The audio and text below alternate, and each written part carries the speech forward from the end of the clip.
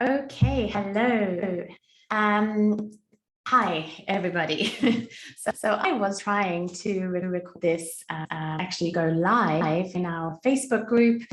Somehow it seemed like it wasn't working out. So I've decided to record it and I'll post it into the group later. Essentially, what I did want to do is invite you all to attend my free masterclass training, which is next Thursday, the 19th of August. It will be at 5 p.m. Central European time, which is 7 p.m. Gulf time here in Dubai. And on the train, I'm going to be sharing a whole lot of good information about losing weight, as well as my ultimate guide to banishing belly bloat, because the training is called 5 Ways to Finally Lose Stubborn Weight Without Giving Up Wine or Chocolate. So make sure you click the link in the descriptions post to save your seat. Spots are limited, so I'll post the link for registration in the description. I'll also put into the comments later on. So let's continue. Today, I wanted to debunk a very common myth that many of us women have about losing weight and what might be stopping us from trying yet another diet. And myth is this: to lose weight, we need to have somehow superhuman willpower and strength to ignore our cravings and stop emotional eating, and that if we don't have superhuman power, that we're somehow a failure. Because we're not able to control cravings. And so I really wanted to offer some truths to counter this myth today. And if you don't know me, my name is Tanya Rodriguez. I'm a certified health coach from the Institute for Integrative Nutrition. I'm also the founder of the Balance Your Hormones / Your Bulge method. And I support busy on the go women to reclaim their energy, their bodies, and their confidence to wear their skinny jeans, and to do this all without yo-yo dieting, without calorie counting, and without intensive cardio workouts 7 days a week. So I would love to know who I'd be spending time with if this was a video, but since it's not, we'll I hope to see some comments. If you have any questions, please post them in the comments of this post, and I'll get back to you as soon as possible. So this is such an important topic for me today to address, because there are far too many intelligent women crossing my path who stay stuck in fear or procrastination of starting their weight loss journey again, because they're like they've tried everything before and they're unable to control their cravings and their emotional eating in the past. So why would it work again?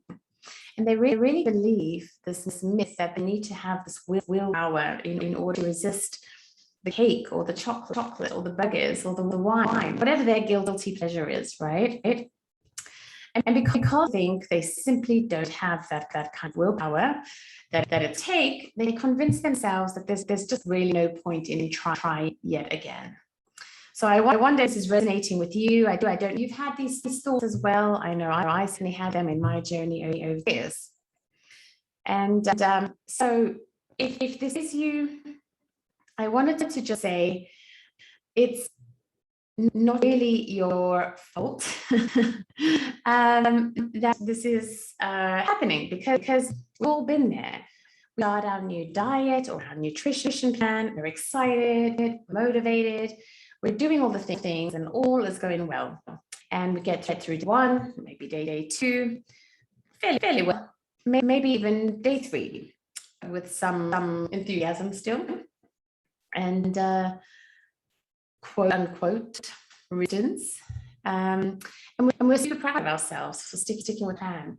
But then day 4 comes along and bam, the wheel comes off.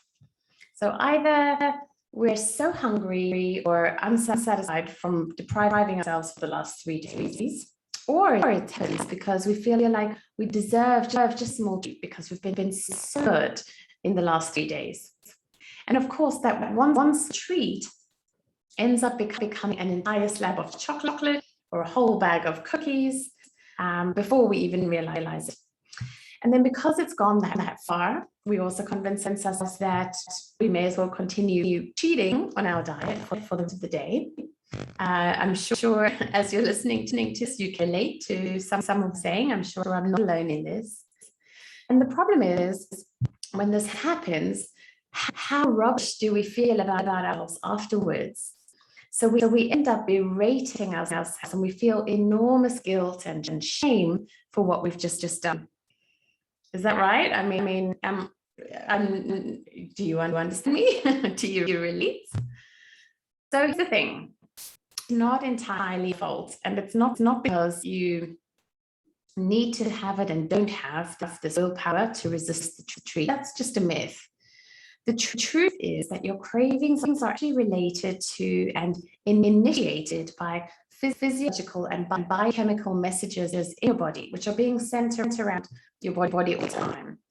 So various hormones are sending out messages to control your appetite, your hunger, your energy, your metabolism, your stress hormones, and stress response. And no amount of willpower in the world is going to be enough to overcome this biochemical demand from your body. So when you binge and then you feel guilty and engage in all the negative self-talk, all that does is add to your stress levels, which creates a negative feedback loop where you get stuck in a cycle of binging some more to console and comfort yourself. And then you feel more guilty, which leads to compensatory behaviors and choices like adding extra calories into your diet with your next binge. So, and because you keep doing this, you think, well, I've ruined it anyway. You really go to town, possibly on like packing those calories. And so again, you feel more shame, more guilt, adds to more stress. And so to feel better, you become comfort again. So the cycle keeps going on, repeating on a loop. So many times I hear my clients say that they are able to be good during the week and lose a few hundred grams. And then the weekend comes along and all resistance crumbles. Can you relate to that? Does anyone else hear that? Hear themselves? So really, in both scenarios, whether you're restricting the amount of food you're eating, again, or whether you continue to binge because you think you've ruined it all, and then you feel really guilty and shamed, what happens is that your stress hormones are increasing, and when this happens, it throws off the balance all your other hormones, because all influence each other, delicate dance all the time. So the stress hormones increase. This drives your blood sugar high, causing your insulin hormone to increase. And then leptin and ghrelin hormones, your appetite and satiety or full feeling of full hormones, are also thrown out of whack. Does that make sense? So you can see how they're all interconnected, and you know, messing with one means throwing the whole cycle off. So coming back to my point, it's really not all your fault that you've been given to your cravings. And it doesn't mean that you cannot lose the weight. You don't have willpower to resist all your favorite foods. So you'll be wondering then, what can you do instead to stop biochemical messages for creating and perpetuating these cravings for you? Well, my short answer is that you need to address the root cause, which is likely imbalances in one or more of your hormones. And that's easy enough, right? But how exactly are you going to go about doing this? Well, this is exactly what I plan to cover in more detail in my upcoming masterclass. So that's 19th of August, that's next Thursday. I will be hosting a free masterclass. It'll start at 7 p.m. Gulf time here in Dubai, and that's equivalent to 5 p.m. Central European time. It's called 5 Ways to Finally Lose Stubborn Weight Without Giving Up Wine or Chocolate. And during that trip, I'll also be sharing with you my ultimate guide to banishing bloat. So be sure to click the link in the description of the post so that you can save your seat. So the spots are limited.